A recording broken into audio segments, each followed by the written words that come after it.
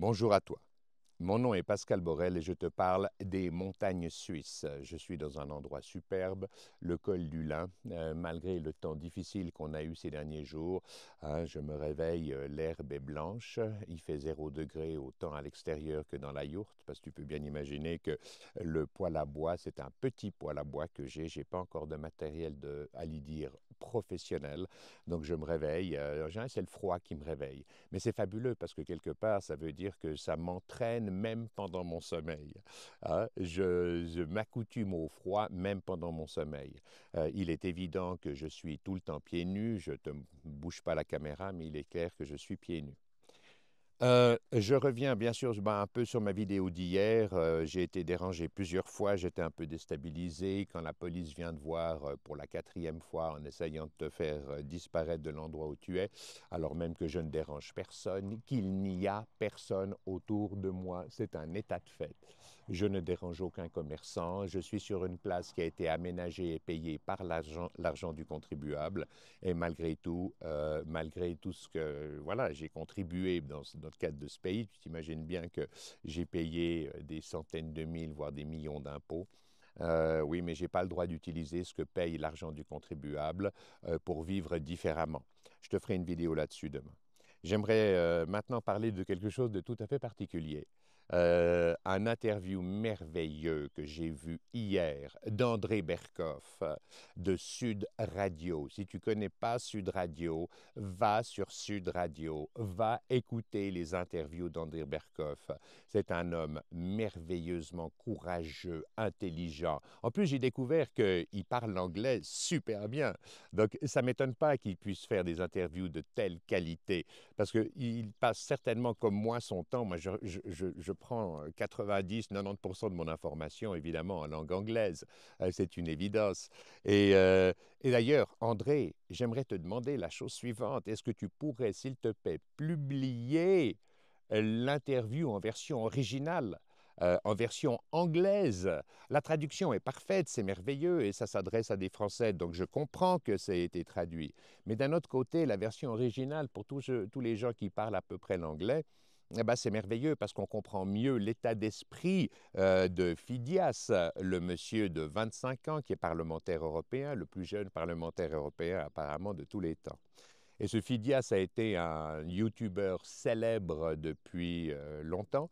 Hein. C'est l'homme qui a dormi dans un sac de couchage à Boca Chica, SpaceX, jusqu'à qu'il puisse faire un câlin à Elon Musk. C'est extraordinaire. Et il a réussi. Donc, il a des millions d'abonnés sur ses chaînes. Il est fabuleux, cet homme-là. Et il a décidé de donner une partie de son temps et de se présenter comme parlementaire européen. Et il en fait une analyse qui est juste dénudée de contraintes politiques. Il le fait en toute honnêteté. Et c'est vraiment merveilleux. Il parle évidemment de liberté d'expression comme fondation des démocraties. Et je me permets juste de te montrer mon livre. Bon, ça c'est la Author's Copy, c'est ma copie, donc elle est un peu usée et tout, comme tu peux le voir. Mais il est évident que ce Phidias devrait lire mon chapitre sur les civilisations n'échappent pas aux règles de l'évolution de la vie.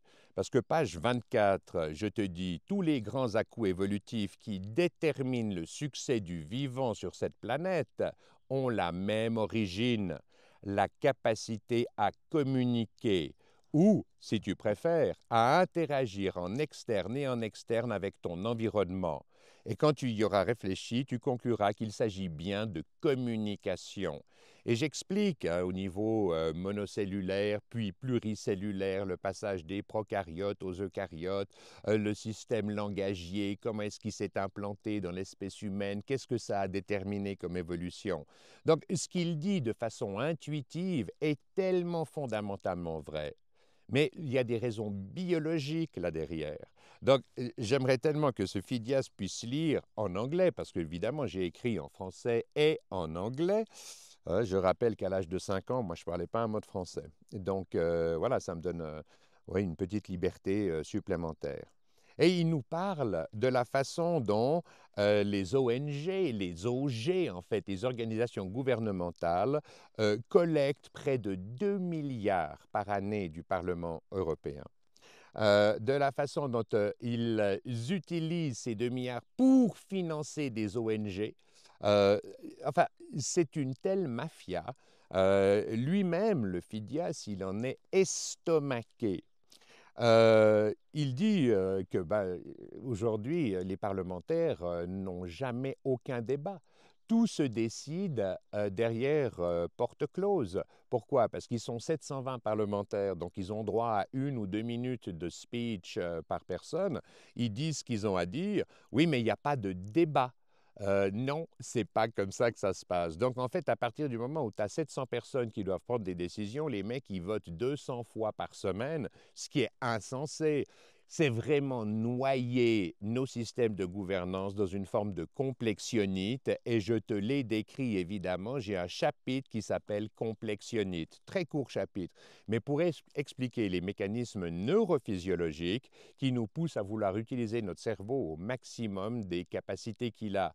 Alors que si je cite encore une fois le général de Gaulle, dans une situation compliquée, tu dois arriver avec des idées simples. Et plus tu complexifies le truc, plus il est hors d'atteinte, plus il est au service d'intérêts financiers, d'intérêts spéciaux, des intérêts du pouvoir, plutôt que d'être au service des intérêts du futur de l'humanité, nos enfants, les générations suivantes. Donc, pour que le système devienne compréhensible pour un adulte, c'est 20 ans d'études, c'est 25, 30 ans d'études. Et Phidias le dit très bien, lui, il est arrivé là il y a 8 mois. Donc pour l'instant, ce que j'adore, c'est qu'il ne parle pas de ce qu'il ne connaît pas ou de ce qu'il estime ne pas connaître. Il fait un bilan au jour le jour. Il a d'ailleurs instauré, comme il est représentant de Chypre, il a instauré un système qui, quand il y a des questions majeures, il le met sur son site Internet, sur ses chaînes YouTube, TikTok et autres. Je vous engage à aller regarder. Et puis, il fait voter ses contribuables chypriotes. Et puis, apparemment, ça se passe tous les mercredis et il vote en fonction de ce que les citoyens chypriotes ou de ce que ses abonnés lui répondent. Et je trouve merveilleux, c'est une forme de démocratie directe. La voix au peuple, la voix aux citoyens, c'est merveilleux.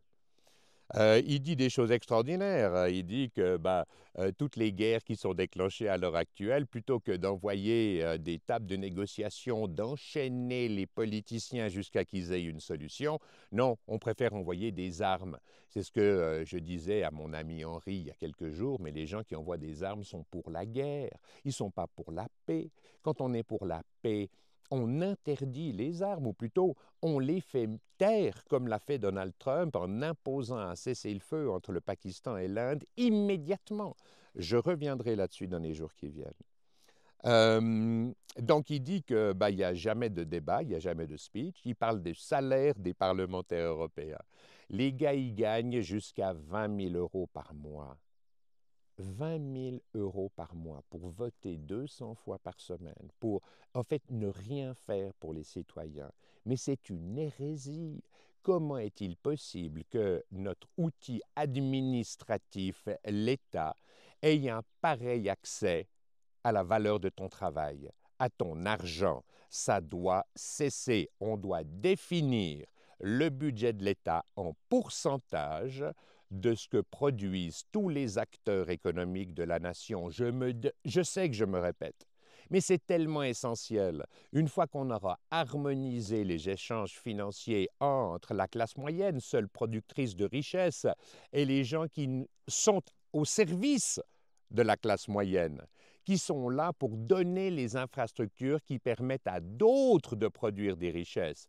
Eh bien, une fois qu'on aura harmonisé ces flux financiers, 90%, 90% de notre problème est résolu. Donc, il dit que les parlementaires travaillent beaucoup. Oui, je veux bien, mais ils travaillent à faire de la paperasse. Et il dit une chose très intéressante, c'est que les parlementaires ne décident rien. Non, c'est les bureaucrates, les gens qui, eux, ne sont pas élus, mais qui sont dans des fonctions de bureaucratie, de reporting, qui imposent les process, le processus. Donc, ça veut dire que c'est des bureaucrates qui dirigent la qualité de vie ou qui déterminent la qualité de vie du citoyen. Mais c'est une hérésie, c'est une monstruosité. Et encore, je te le définis dans mon livre 2024, je l'explique, source de revenus des États. Comment est-ce que ça fonctionne?